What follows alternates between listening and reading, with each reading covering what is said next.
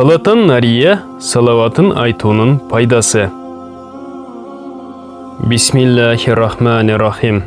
Ассаламу алейкум урматтуу мусулман бир туугандар. Бул чыгарылышта салатан нария тууралуу баян кылдык. Кимде-ким ушул салатан нария салаватын окуй турган болсо, ал көптөгөн соопторго жетишери анык. Андыктан алдыда салатан нария тууралуу баяныбызга көңүл буруңуз. Бисмиллахир-рахманир-рахим.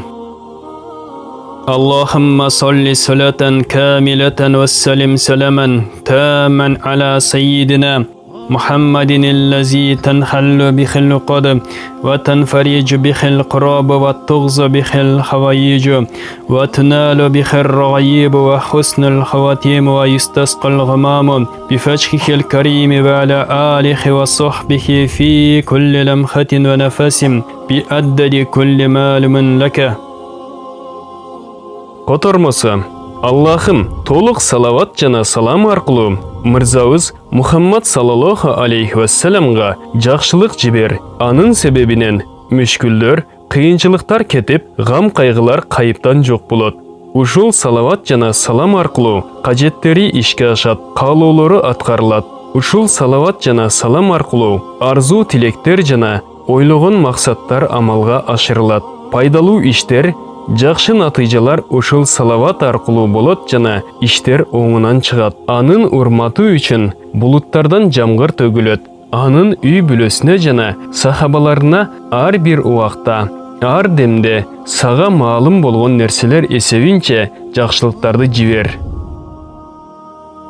Кимде-ким ушул салаватты 4444 жолу окуса, ал инсан бардык арзуу ниеттерине жетишет. Имам Куртуби мындай деген: бир инсан өтө зарыл жана маани бере турган ишин амалга ашуусун же башына түшкөн баледен кутулууну кааласа, салатан нарияны 4444 жолу окусун. Аллахтын жардамы менен бул касиеттүү салават себеп болуп, Аллах анын ойлогон ишин, арзуусун амалга ашышы үчүн жакшылык эшиктерин ачат. Жакшы бир себеп жаратып, ал инсанды максатына жеткирет. Салатан нарияны 4444 жолу окууну каалаган инсан муну бир нече күндө окуусу мүмкүн.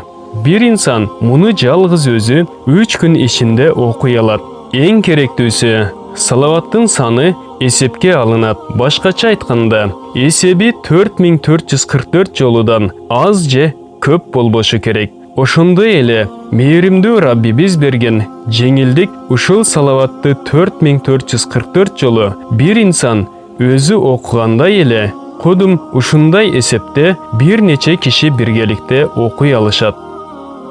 1000 жолу окуганын даражасы артат. Ушул салаватты күндө 1000 жолу окууга адаттанган инсан моралдык даражасы көтөрүлөт. Бул салаватты өтө көп жолудан окуу менен бирге Аллахтын алдында сүйүктүү амалдардан экенин унутпоо керек.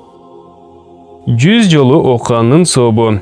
Ислам аалымдары салатан нарияны күндө 100 жолу окуу менен ар түрдүү жакшы тилектерин амалга ашуусу үчүн бир мүмкүнчүлүк деп айтышат.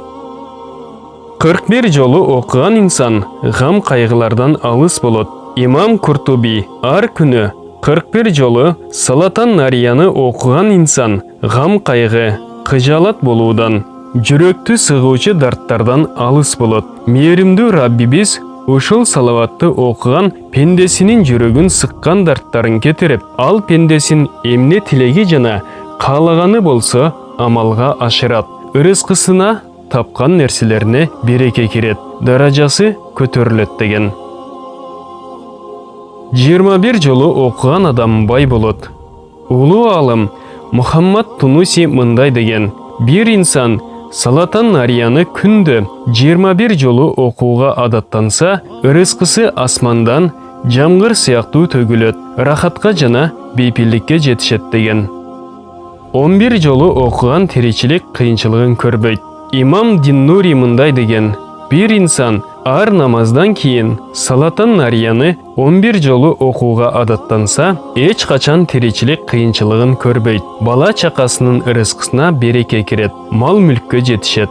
даражасы көтөрүлөт деген. Салават айтуу менен дуалар кабыл болот. Аллах Таала өзү сүйгөн пенделерин өз абалына таштап койбойт. Аларга дайыма акыйкат жолун көрсөтүп турат.